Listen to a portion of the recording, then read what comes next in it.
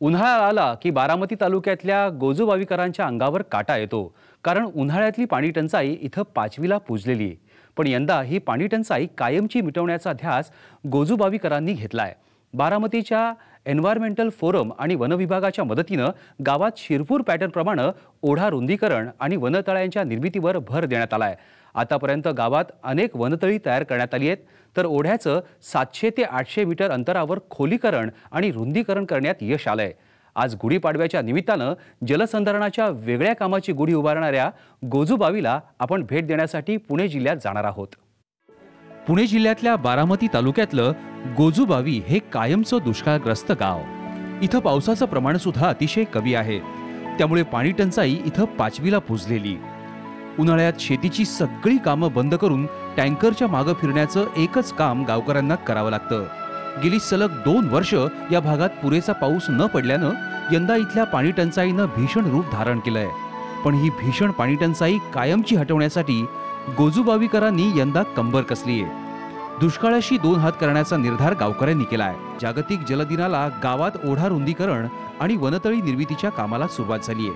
Environment फोरमच्या सहकार्याने व लोकांच्या सहभागातून हे ओढा खोलीकरण आणि रुंदीकरणाचं काम चालू आहे. खरं तर गोजूबावीला हा दुष्काळ हा पाचवीला पोचलेला आहे. दरवर्षी आमच्याकडे पाणी प्यायची मेमध्ये जूनपर्यंत अडचण येत असते आणि त्यासाठी आम्ही शिरापूर पॅटर्नसारखा हा गोजूबावी पॅटर्न राबवायचा आम्ही आता प्रयत्न केलेला आहे. तर सदर आता हे काम केल्यानंतर पुढच्या काळात गोजूबावीला पिण्याच्या पाण्याची गरज नक्की भागेल असं आमच्या सगळ्या शेतकऱ्यांना आम्हाला खात्री आहे. गोजूबावी गावात गेल्या महिनाभरात मोठं काम झालंय. शिरपूर पॅटर्नप्रमाणे गावातल्या ओढ्याचं आणि नाल्यांचं रुंदीकरण, विहिरीतला गाळ काढणं, माळरानात वनतळी बनवणं या कामाला गती आले. फोरमने जे काम घेतलेले आहे यांच्या संस्थे खोलीकरणाचं ग्रामपंचायतच्या माध्यमातून आम्ही सरपंच आणि सर्व गावकरी असे मिळून राबवतो. याच्यामुळं जे जुने जे ओढे आहेत ते गाळाने गच्च भरलेले आहेत आणि काही लोकांनी जे अतिक्रमणे केलेली यांच्या म्हणजे ह्या रुंदीकरणामुळे ते अतिक्रमण निघतील आणि ओढा खोल झाल्यामुळं त्याच्यात पावसाचं जे वाहून जाणारं पाणी आहे, वेस्ट होणारं पाणी ते इथं साचून राहील आणि ह्याच्यात थोडे जागोजाग जे बंधारे टाकलेले आहेत त्याच्यामुळं पाणी साचून राहील आणि पाण्याची जी पातळी खोलवर गेलेली आहे ती वाढण्याची शक्यता म्हणजे वाढणारच आहे. का प्रश्न नाही, पाणी वाढण्यासाठी मदत होईल. गोजूबावी गावात पाणलोटाचं विशेष काम नसल्यानं पावसाचं पाणी वाहून जात होतं. पावसाळ्यात पडणारं पाणी साठवण्यासाठी गावात शिरपूर पॅटर्नप्रमाणे काम करायचं ठरलं. यासाठी बारामतीच्या एन्व्हायरमेंटल फोरमची मदत मिळाली आहे. आतापर्यंत गावातल्या ओढा रुंदीकरण आणि खोलीकरणासाठी लघु पाटबंधारे विभागानं 4.5 लाख रुपयांचं अनुदान दिलंय. आतापर्यंत जवळजवळ आता हे जवळजवळ 600 ते 700 मीटरच्या आसपास काम झालेलं आहे. असे आपण धरताना कसं धरलेले आहेत, आपण कसं जिथं आता डीप सॉईल आहे तिथं समजा 250 मीटरच काम होईल. त्याच्यापेक्षाही पुढं जर डीप जर नाही लागलं तर ज्यादा त्याच्यापेक्षा 500 मीटर काम होऊ शकतं. म्हणजे अशा पद्धतीने आपण हे काम करतोय. काय फायदा होईल ह्याचा फायदा म्हणजे अप्रत्यक्ष तर सिंचन वाढणारच आहे. म्हणजे पाणी तर मुरवायचं पहिलं टार्गेट आहे.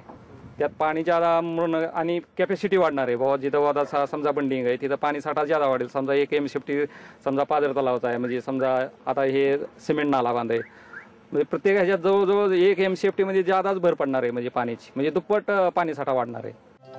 गावातले ओढे आणि नाले गावच्या रक्तवाहिन्या आहेत.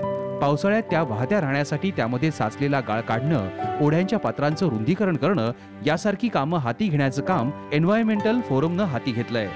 त्याची सुरुवात जागतिक जलदिनाचं औचित्य साधून करण्यात आली आहे.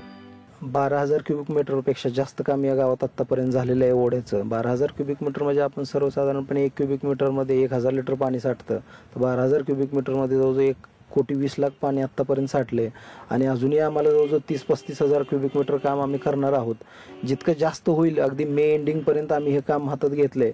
आता ध्यासच घेतलाय आम्ही की या गावचं पूर्णपणे पाणी कसं या ओढ्यामध्ये थांबेल आणि याचा फायदा या गावातील विहिरींना आणि बारमाही विहिरींना कसा होईल हाच आम्ही एक मोठा प्रयत्न करणार आहोत.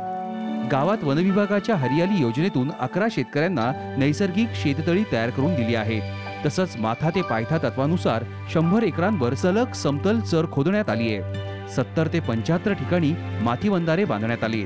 वर्षानुवर्ष पावसाच्या पाण्यामुळे जे वड्यानं पाणी वाहून जात होतं, त्यामुळं वड्यात असा एक 3-3.5 फूट काळ्या मातीचा थर साठला होता. त्यामुळं पावसाचं पडणारं पाणी जमिनीत मुरत नव्हतं.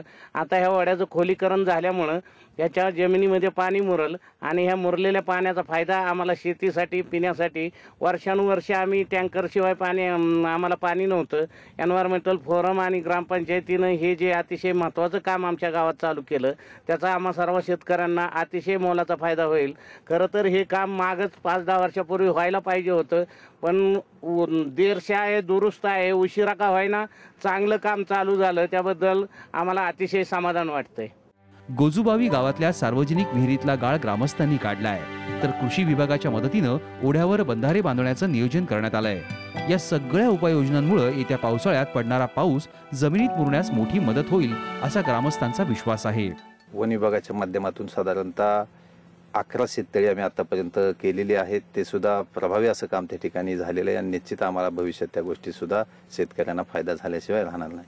गेल्या 2 वर्षापासून महाराष्ट्रातल्या मोठ्या भागाला दुष्काळानं हैराण केलंय, पण हा दुष्काळ मिटवण्यासाठी राज्यातल्या काही मोजक्या गावांनीच वाटचाल केल्याचं दिसतंय. त्याचा फायदा त्या गावांना मिळालाय.